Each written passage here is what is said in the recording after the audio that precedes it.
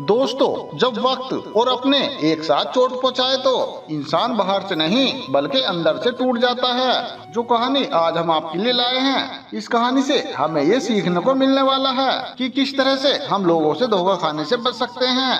ऐसी कौन सी चीजें हैं और ऐसी कौन सी बातें हैं जिन्हें हमें ध्यान में हमेशा रखना चाहिए ताकि आने वाले समय में हम अपने ही लोगों से धोखा खाने से बच जाएं। नमस्कार दोस्तों, बुद्ध मोटिवेशन यूट्यूब चैनल में आपका दिल से स्वागत है। दोस्तों, पुराने जमाने की बात है। एक गांव में एक युवक रहता था। वह शिकारी था, लेकिन वह दूसरे शिकारियों की तरह नहीं था। उसने अपनी पूरी जिंदगी में कभी किसी जानवर को नहीं मारा था। वह किसी जानवर को मारने के लिए हाथ उठा ही नहीं सकता था। बस उसके पास एक जाल था और एक बांसुरी थी जिस पर वह बहुत सुरीली धुन बजाया करता था। वह हर रोज जंगल में जाता, जाल बिछाकर कुछ दूर चला आता और जाल से कुछ दूर जाकर बांसुरी बजाने लगता। उसकी बांसुरी की मधुर आवाज सुनकर परिंदे उड़ते चले आते थे और जैसे ही कोई परिंदा उसके जाल के पास आता, वह रस्सी खींचकर उसे जाल में बंद कर लेता। फिर वह अपने घर चला आता था। वह उन परिंदों को दाना खिलाता, उनका ख्याल रखता और उनकी प्यारी प्यारी आवाज सुनता। जब उसे कभी पैसों की जरूरत पड़ती तो वह उनमें से 2-3 परिंदे बेच देता था। परिंदों के शिकारी का एक बेटा था जिसका नाम कबीर था। कबीर अभी छोटा बच्चा था। एक दिन उसके पिताजी बीमार पड़ गए और उसका देहांत हो गया। कबीर और उसकी मम्मी अब अकेले हो गए थे। उनके पास जो पैसे थे वो जल्दी ही खत्म हो गए और उनके पास खाने को कुछ ना रहा। उनकी जिंदगी बहुत ही मुश्किल से गुजरने लगी। कबीर अभी छोटा था। वह बहुत हिम्मत वाला और साहसी था। कामकाज में वह अपनी अम्मी की मदद करता था। उसे जो वक्त मिलता उसमें वह जंगल चला जाता जहां उसके पिताजी परिंदे पकड़ा करते थे। आखिर एक दिन उसने अपनी माँ से कहा कि अम्मी, अब मैं बच्चा नहीं रहा, अब मैं 16 साल का हो गया हूँ। पिताजी के जाने के बाद आपने बहुत मेहनत की है। अब आप मुझे पिताजी का जाल और बांसुरी ला दीजिए। कल से मैं भी जंगल जाकर परिंदे पकड़ूंगा। उसकी माँ जानती थी कि वह बहुत ही बहादुर लड़का है और जंगल का चप्पा चप्पा उसने देख रखा है, इसलिए उसकी मम्मी ने उसे बांसुरी और जाल लाकर दे दी। अगली सुबह कबीर जल्दी उठ गया और जंगल में चल दिया। उसे ना तो किसी चीज का डर था और ना एक ख्याल था कि मैं रास्ता भूल जाऊंगा, क्योंकि वह जंगल के एक एक हिस्से को पहचानता था। वह घने जंगल में दूर तक निकल गया और बांसुरी बजाने लगा, लेकिन पूरे दिन में एक भी परिंदा उसके पास न आया। आखिर जंगल में शाम का अंधेरा फैलने लगा तो वह थका हारा खाली हाथ घर लौट आया। उसकी माँ जानती थी कि ऐसा ही होगा। परिंदे पकड़ना इतना आसान काम नहीं है कि कोई एक ही दिन में यह काम सीख ले। उन्होंने अपने बेटे को तसल्ली दी और समझाया कि बेटा, तुम्हारे पिताजी भी परिंदा पकड़ने में एक दिन में माहिर नहीं हो गए थे। अभी तुम्हें इस काम को सीखने में बहुत मेहनत करनी पड़ेगी। कबीर हिम्मत हारने वाला बच्चा नहीं था। उसने लगातार अपने समय में ये काम जारी रखा। आखिर उसे बांसुरी पर खूबसूरत धुन बजाना, अपने आप को परिंदों से छुपाना और बिना हिले डुले सब्र से देर तक बैठना आ गया और परिंदे उसके जाल में फंसने लग गए। वह हर रोज जंगल में जाता, जाल रखकर कुछ दूर जाता और बांसुरी की धुन बजाने लगता। कुछ देर बाद उसके जाल में एक बहुत ही सुंदर परिंदा फंसा।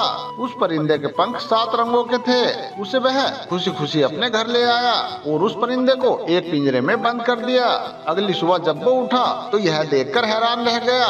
उस परिंदे ने एक खूबसूरत अंडा दिया था। वह अंडा भी 7 रंगों का था। कबीर ने सोचा कि यह अंडा बाजार में जाकर बेच देना चाहिए ताकि हमें कुछ पैसे मिल सकें। जब वह अंडा लेकर बाजार में पहुंचा तो उसे एक दुकानदार ने देख लिया। यह दुकानदार बहुत चालाक और लालची था। उसका काम ही गरीब लोगों को धोखा देना था और सस्ती चीजों को लेकर महंगे दामों में बेचना था। कबीर के हाथ में रंगीन अंडा देखते ही उसने तुरंत कबीर को आवाज दी, अरे कबीर सुनो, क्या ये अंडा तुम मुझे बेचोगे? मैं इस अंडे को खरीद लूंगा। कबीर पहले से ही जानता था कि यह दुकानदार बुरा आदमी है। उसकी चालाकी और लालच देखकर कबीर ने कहा, हाँ हाँ, मैं इसे बेचना चाहता हूँ, लेकिन इसकी कीमत 15 रुपए लगेगी। दुकानदार ने कहा ठीक है। कबीर को यह बात देखकर हैरानी हुई कि उस चालाक दुकानदार ने उस अंडे की कीमत कम करने की कोशिश नहीं की और उसे 15 रुपए देकर अंडा ले लिया। कबीर ने वह अंडा बाजार में बेच दिया और अपने घर आ गया और वह 15 रुपए उसने अपनी माँ को दे दिए। अगले दिन उसने देखा कि उस परिंदे ने फिर से एक रंगीन अंडा दिया है। यह अंडा भी उसने बाजार जाकर उस चालाक दुकानदार को बेच दिया। इस तरह वह परिंदा हर रोज एक खूबसूरत और रंगीन अंडा देता और कबीर उसे बेच आता और ऐसे ही दोनों माँ बेटा अच्छे से जिंदगी जीने लगे। एक दिन कबीर को विचार आया कि इस चालाक दुकानदार ने मुझसे कम कीमत पर अंडा खरीद तो लिया, जरूर ये दुकानदार इस अंडे को बहुत अधिक कीमत में आगे बेचता होगा। यह सोचकर उसने एक दिन दुकानदार का पीछा किया। वह दुकानदार अंडा खरीदकर महल में पहुंचा और कबीर समझ गया कि यह दुकानदार मुझसे अंडा खरीदकर राजमहल में महंगे दामों पर बेच आता है। कबीर ने सोचा क्यों न मैं अंडा लेकर खुद महाराज के पास जाऊं और ज्यादा पैसे पाऊं। कबीर ने ऐसा ही किया। वह महल गया और राजा ने उसे एक अंडे की कीमत 200 रुपए दिए।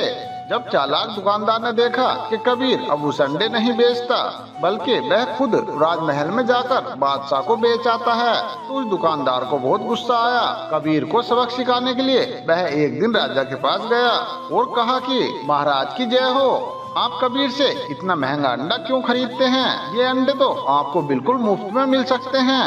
राजा ने कहा अरे भाई कैसे? दुकानदार ने कहा महाराज कबीर के पास एक अजीब और गरीब खूबसूरत परिंदा है जो हर रोज ये अंडे देता है। आप उससे ये परिंदा छीन लीजिए, उसके बाद आपके पास वो परिंदा और अंडा मुफ्त में होंगे। राजा ने अपने सैनिकों को हुक्म दिया कि कबीर से वो परिंदा तुरंत ले आओ। कुछ देर बाद सैनिक कबीर के घर गए। कबीर समझ गया यह चालाक दुकानदार की शरारत है, क्योंकि राजा इतना बेवकूफ है, वह कभी ये नहीं सोच सकता कि अंडे कहाँ से आते हैं। लेकिन कबीर मजबूर था। अगर कबीर राजा की बात न मानता तो उसे सजा भी हो सकती थी। इसलिए कबीर ने वह परिंदा राजा को दे दिया।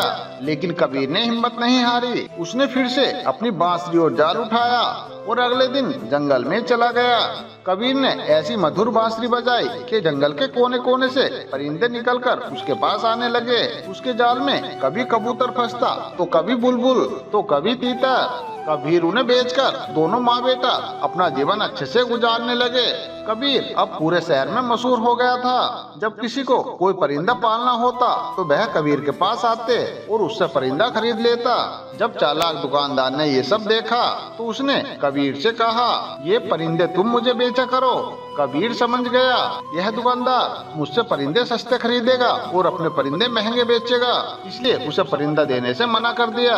उस चालाक दुकानदार को बहुत गुस्सा आया और वह राजा के पास गया और उसने कहा कि महाराज आपने जो परिंदा कबीर से लिया था वह अकेला होने की वजह से उदास रहता है। आप कबीर से कहिए कि वो ऐसा ही एक और परिंदा पकड़ लाए ताकि आपका परिंदा अपने साथी के साथ खुश रहे। राजा थोड़ा मंद बुद्धि का था तो उसने सोचा कि दुकानदार ठीक कहता है। उसने कबीर को बुलवाया और उसे हुक्म दिया हम चाहते हैं कि हमारे परिंदे के जैसा एक और परिंदा तुम पकड़ कर लाओ, वरना तुम्हारी खैर नहीं। कबीर ने कुछ कहने की कोशिश की लेकिन राजा ने कहा मैं तुम्हारा एक भी शब्द सुनना नहीं चाहता। मैं तुम्हें 30 दिन की मोहलत देता हूँ। अगर तुम 30 दिन के अंदर अंदर ऐसा ही परिंदा ना लाए तो तुम्हें जान से मार दिया जाएगा। कबीर परेशान तो हुआ लेकिन उसने हौसला रखा। उसके बाद कबीर अपने घर गया और उसने अपनी माँ से सारी बात बताई। कबीर ने अपनी माँ से आशीर्वाद लिया। उसके बाद बांसुरी और जाल लेकर जंगल में पहुँच गया। उसने दिन रात एक कर दिया लेकिन उसे ऐसा परिंदा नहीं मिला। फिर एक दिन काफी मेहनत करने के बाद उसकी मेहनत रंग लाई। आखिर उसके जाल में वैसा ही एक और परिंदा फंस गया। कबीर ने तुरंत परिंदा पकड़ लिया और उसे ले जाकर राजा को दे दिया। राजा ने परिंदा तो ले लिया लेकिन राजा ने कबीर को एक पैसा भी नहीं दिया। कबीर समझ गया कि ये राजा भी दुकानदार की तरह ही है, फर्क ये है कि वह चालाक है। और ये मंदबुद्धि है। राजा तो परिंदा लेकर खुश हो गया, लेकिन चालाक दुकानदार को बहुत गुस्सा आया। वह जानता था कि कबीर बहुत ही बहादुर और मेहनती लड़का है, वह जरूर एक न एक दिन उससे बदला लेगा। उसे ख्याल था कि कबीर दूसरा परिंदा ना ला सकेगा और राजा इसे मरवा देगा। लेकिन उसे अब कबीर से डर लगने लगा था कि कहीं वो उसको किसी मुसीबत में ना डाल दे। इसलिए उस दुकानदार ने कबीर को फंसाने की एक और तरकीब सोची। वह राजा के पास पहुंचा और कहने लगा, हे महाराज, शायद आपको ये मालूम नहीं, कबीर जो परिंदे आपको लाकर देता है उनकी जान एक फूल में है। राजा ने पूछा कि भाई वो कैसे?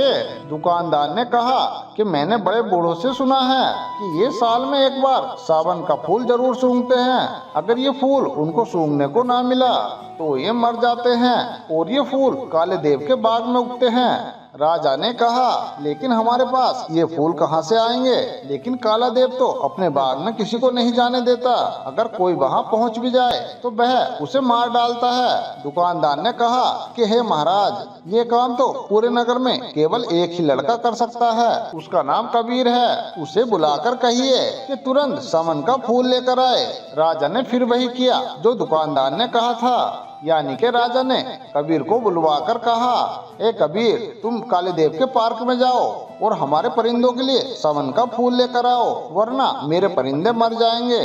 कबीर ने कहा कि हे महाराज, मैंने अपना परिंदा आपको दे दिया, आपने कहा कि उसका साथी लाओ, मैंने वह भी पकड़कर लाकर आपको दे दिया, लेकिन आपका ये आदेश अजीब है। मुझे तो ये भी नहीं मालूम कि काले देव का बाग कहाँ है। राजा ने जवाब दिया कि यह तो तुम उस दुकानदार से पूछो, उसे सब मालूम है। कबीर ने कहा कि हे महाराज, अगर दुकानदार इतना ही होशियार है और उसे सब मालूम है तो उससे कहिए कि वे खुद समन का फूल लेकर आए। राजा ने कहा कि नहीं, दुकानदार कहता है कि सिर्फ तुम ही ये काम कर सकते हो। अगर मेरे परिंदे मर गए तो मैं तुम्हें और तुम्हारी माँ को मरवा दूंगा। कबीर समझ गया कि इस पागल राजा को कुछ कहना दीवार में सर मारने के बराबर है और ये शहरी शरारत दुकानदार की है, इसलिए वह चुपचाप अपने घर वापस आ गया। उसने दिमाग लड़ाना शुरू किया कि क्या किया जाए। उस शहर में एक बूढ़ा आदमी रहता था, वह बहुत अक्लमंद इंसान था। कबीर उसके पास गया और उससे सारी कहानी बता दी और उससे पूछा कि क्या ये सच है कि समन नाम का कोई ऐसा फूल है जो काले देव के बाग में उगता है और उसे सूंघे बिना वे परिंदे जिंदा नहीं रह सकते। बूढ़े आदमी ने कहा कि हाँ, कि ये सच है कि ये परिंदे साल में एक बार जरूर ये फूल सूंघते हैं। यहाँ तक कि अगर ये दूर कहीं पहाड़ी क्षेत्र में चले जाएं, तो भी बाहर के मौसम में ये फूल के पास जरूर जाते हैं। इसलिए काला देव अपने बाग में ये फूल जरूर उगाता है, इसलिए ये अजीब परिंदे हर समय उसके बाग में रहते हैं। कबीर ने पूछा, अगर मैं उसके बाग से ये फूल तोड़ लाऊं तो क्या होगा? क्या परिंदे भी उस फूल के पीछे पीछे आएंगे? बूढ़े आदमी ने कहा कि हाँ हाँ बिल्कुल, लेकिन उस फूल तक पहुंचना बहुत मुश्किल है। उस बाग का एक ही दरवाजा है और उसे काले देव के सिवा और कोई नहीं खोल सकता। कबीर ने कहा कि मैं उसे खोल लूंगा, बस आप मुझे उसका पता बता दीजिए।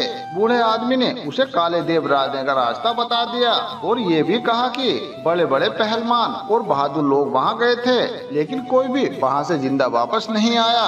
देव बहुत ताकतवर है, तुम ये कोशिश करना कि किसी तरह तुम उससे छुप कर रहो। अगर वो तुम्हें देख न सका तो तुम्हारी जीत हो जाएगी, नहीं तो वो तुम्हें मार डालेगा। कबीर ने हर बात अच्छी तरह से सुन ली। कबीर ने उस बूढ़े आदमी से जानकारी ली और अगले दिन ही जाने को तैयार हो गया। अब वह अपने गांव से काफी दूर निकल आया था। वह चलता गया, आखिरकार वह काले देव के बाग तक पहुंच ही गया। उसने वहां पहुंचकर देखा कि उस बाग का एक ही दरवाजा था जो बहुत बड़ा था और बड़ी बड़ी चट्टानों को मिलाकर बनाया गया था। दरवाजा इतना मजबूत था कि कई पहलवान मिलकर भी उसे हिला नहीं सकते थे। वह दरवाजे के पास बैठ गया, लेकिन वह इतना थका हुआ था कि उसे तुरंत ही नींद आ गई। उसकी आंख एक शोर से खुली। शोर ऐसा लग रहा था जैसे कि आंधी आ रही है। वह शोर करीब आता जा रहा था। वह समझ गया कि काला देव बाग के अंदर जा रहा है। वह तुरंत ही छिप गया। देव उसे ना देख सका और उसके करीब से गुजर गया। कबीर को ऐसा लगा जैसे कि कोई पहाड़ उसके पास से गुजर कर जा रहा है। देव ने बाग का दरवाजा खोला। कबीर सांस रोककर दबे पांव उसके पीछे पीछे चला और जैसे ही वह बगीचे के अंदर गया, कबीर भी अंदर चला गया और तुरंत ही एक झाड़ी के पीछे छुप गया। जब वह परिंदे पकड़ता था तो जंगल में बहुत देर तक बिना हिले डुले उसे बैठना पड़ता था। ये आदत उसे यहाँ बहुत काम आई। देव को पता भी नहीं चला कि कोई उसके पीछे पीछे बाग के अंदर आ गया है। वह बाग बहुत खूबसूरत था, उसमें अजीब अजीब रंग के ऐसे फूल थे, उन्हें देखकर कबीर दंग रह गया। उस बाग में ऐसे ऐसे परिंदे थे जो उसने पहले कभी नहीं देखे थे। कबीर वहीं छुपा रहा। सुबह काला देव फिर बाहर आया, शायद वह शिकार की तलाश में बाहर जा रहा था। जब देव चला गया तो कबीर झाड़ी के पीछे से निकला और बाग में समन नाम का फूल तलाश करने लगा। जैसे उस बुजुर्ग आदमी ने उसे निशानियां बताई थी, वहाँ वैसे ही परिंदे नजर आए, लेकिन उसे ये मालूम नहीं था कि समन कौन सा फूल है। वहाँ तो बाग में हर तरह के फूल थे। घूमते घूमते उसे एक बहुत बड़ा घर नजर आया। देव उसमें रहता था। कबीर उसके अंदर चला गया। उस घर में 15 कमरे थे और हर कमरा एक से एक बढ़कर था, लेकिन उस पूरे मकान में कोई नहीं था। आखिर में जब वह 15वें कमरे में पहुँचा तो उसे किसी के रोने की आवाज सुनाई दी, लेकिन वहाँ कोई नहीं था। उसे लगा कि यह आवाज कालीन के नीचे से आ रही है। उसने कालीन उठाया तो फर्श में एक दरवाजा बना हुआ था। उसने दरवाजा खोला तो सीढ़ियाँ जमीन के अंदर जा रही थी। वह सीढ़ियाँ उतरकर अंदर चला गया। नीचे और एक कमरा था, वहाँ बहुत ज्यादा अंधेरा था। अब रोने की आवाज तेज हो गई थी। कबीर ने ध्यान से देखा तो अंधेरे में एक लड़की नजर आई जो कि टेबल के पीछे बैठकर रो रही थी। उसके लंबे लंबे बाल थे और वह रो रही थी। कबीर को देखकर बोली, अरे लड़के, तुम यहाँ कैसे आ गए? तुम कौन हो? तुरंत यहाँ से चले जाओ, अगर वो राक्षस यहाँ आ गया तो तुम्हारे टुकड़े टुकड़े कर देगा। कबीर ने कहा कि तुम चिंता मत करो, वह बाहर गया हुआ है। तुम ये बताओ कि तुम कौन हो? लड़की ने कहा कि मेरा नाम चंदा है। वह मनुष्य देव मुझे कई साल पहले उठा लाया था, तब से मैं यहाँ कैद में हूँ। कबीर ने उसे नीचे उतारा। उस लड़की ने फिर पूछा कि तुम कौन हो और यहाँ क्या करने आए हो? कबीर ने उस लड़की को पूरी बात बता दी कि वह किस तरह से समन के फूल की तलाश में यहाँ आया है। अगर फूल ना मिला तो महाराज उसकी माँ को नुकसान पहुँचा सकता है। उस लड़की चंदा ने कहा कि समन नाम का फूल सबसे पहले मैंने उगाया था। अगर तुम मुझे यहाँ से निकाल कर ले जाओ तो मैं तुम्हें समन उगा कर दूंगी, फिर सारे परिंदे तुम्हारे पास आया करेंगे। उसने बताया कि काला देव के स्तंभ में 30 घोड़े भी हैं। कबीर वहाँ गया और उसने 2 घोड़े खोल लिए। उस लड़की ने वह समन का फूल भी तोड़ लिया था।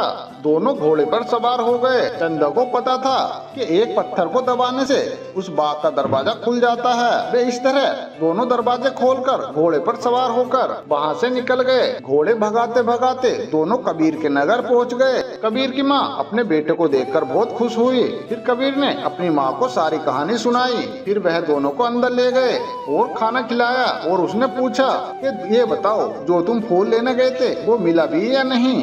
कबीर ने कहा कि हे माँ, जब मैं यहाँ से गया था तो मैंने आपको कुछ नहीं बताया था, फिर आपको कैसे पता चला कि मैं फूल लेने गया था? उसकी माँ ने बताया कि राजा के सिपाही यहाँ रोज आते हैं और पूछते हैं कि कबीर फूल लेके आया या नहीं।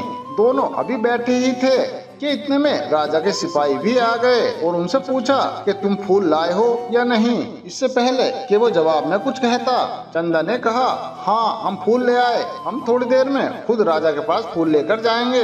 राजा के सिपाही चले गए तो चंदा ने चाकू लेकर अपनी उंगली में चीरा लगाया। खून के 2 कतरे निकले और निकलकर फूल बन गए। चंदा ने कहा कि देव को मालूम था कि मैं इस तरह से सावन के फूल बना सकती हूँ, इसलिए वह मुझे कैद रखता था। अब ये फूल तुम राजा के पास ले जाओ। जब वह फूल लेकर राजा के पास पहुंचा तो परिंदे उदास थे, उन्होंने चहचहाना बंद कर दिया था। फूल देखते ही जैसे कि परिंदों में जान पड़ गई हो, वह फिर से बोलने लगे। राजा खुश हो गया, लेकिन चालाक दुकानदार ये देख के जल गया कि कबीर फिर कामयाब हो गया। दोस्तों, किसी ने सच कहा है कि जिसके हौसले बुलंद हो उसे कामयाबी जरूर मिलती है। दोस्तों, आपने आज की इस वीडियो से क्या सीखा वो मुझे आप कमेंट में जरूर बताएं। इसी के साथ मैं उम्मीद करता हूं कि आज की वीडियो आपको जरूर पसंद आई होगी। अगर वीडियो आपको अच्छी लगी हो तो वीडियो को लाइक और अपने दोस्तों में शेयर जरूर कर दे और हाँ, इस चैनल को सब्सक्राइब भी कर लें। तो मिलते हैं दोस्तों इसी तरह की एक और नई वीडियो के साथ। तब तक आप अपना ध्यान रखिए और हमेशा खुश रहिए।